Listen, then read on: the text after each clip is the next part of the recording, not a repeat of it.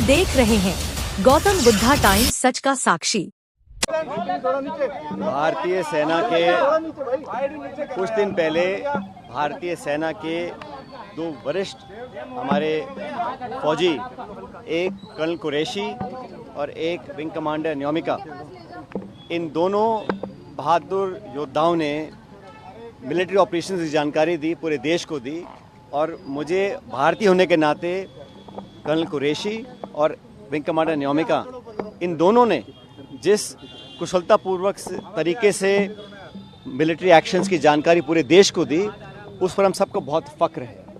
और मैं समझता हूं कि जिस प्रकार मध्य प्रदेश के एक मंत्री ने अपशब्द का इस्तेमाल किया कर्नल कुरैशी के लिए विशेष रूप से, उस पर मुझे लगता है कि उनको सरकार में रहने का कोई अधिकार नहीं है।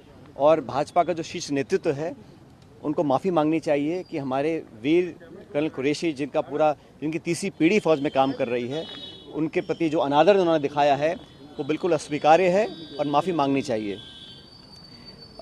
कल फिर हमने देखा कि राष्ट्रपति ट्रंप सऊदी अरब की यात्रा पे गए और वहाँ पे एक बार और उन्होंने बड़े स्पष्ट रूप से कहा कि भारत और पाकिस्तान के बीच जो युद्ध विराम कराया गया वो उनके द्वारा कराया गया, और जो शर्त रखी थी उसमें व्यापार की मात्रा बढ़ाने के लिए उन्होंने प्रस्ताव रखा, जिस पर भारत और पाकिस्तान दोनों सहमत हो गए। बार बार अमेरिका के राष्ट्रपति जो ये बयान दे रहे हैं, उसका भी स्पष्ट, सटीक और उच्च स्तरीय लेवल पर कोई खंडन नहीं किया गया है।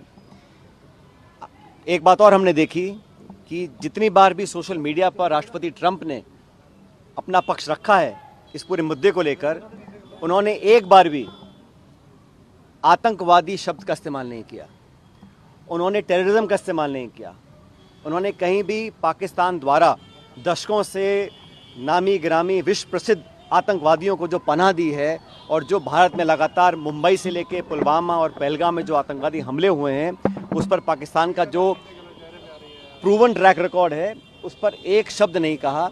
और आश्चर्यजनक बात यह है, मोस्ट सरप्राइजिंगली, वो कश्मीर को बीच में लेकर आ गए।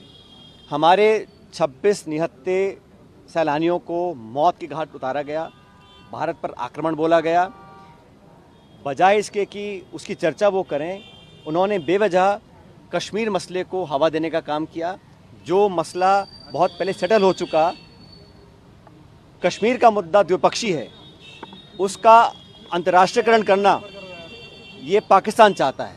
लेकिन हमने स्पष्ट कह रखा है, और आप सबको याद होगा 1994 में कांग्रेस की सरकार में संसद में सर्वसम्मति से एक प्रस्ताव पारित हुआ था कि पाक अधिकृत कश्मीर वो भारत का अभिन्न हिस्सा है। आज भी जम्मू कश्मीर की विधानसभा में पीओके की जो विधानसभाएं जो खाली हैं, वो सीटें आज भी खाली पड़ी हैं। और 1994 में जो हमने प्रण लिया था, भारत ने लिया था, किसी एक दल ने नहीं लिया था, संसद ने लिया था। आज समय आ गया कि एक बार दोबारा विशेष सत्र बुलाया जाए, जो कुछ अब तक घटा उस पर एक चर्चा हो। और मैं तो मानता हूं कि 1994 का जो प्रस्ताव था कि पीओके को हमें वापस लेना है, उसको दोबारा पारित किया जाए, क्योंकि लगातार ऐसी संभावनाएं बढ़ रही हैं कि कश्मीर को इंटरनेशनलाइज किया जा रहा है। और ये अमेरिका बोल रहा है कि हिंदुस्तान पाकिस्तान की कहीं हम एक न्यूट्रल साइड में मीटिंग करवाएंगे, तो ये मीडिएशन, थर्ड पार्टी इन्वॉल्वमेंट, ये भारत की दशकों पुरानी जो स्टेटेड पॉलिसी है उसके विपरीत जाता है।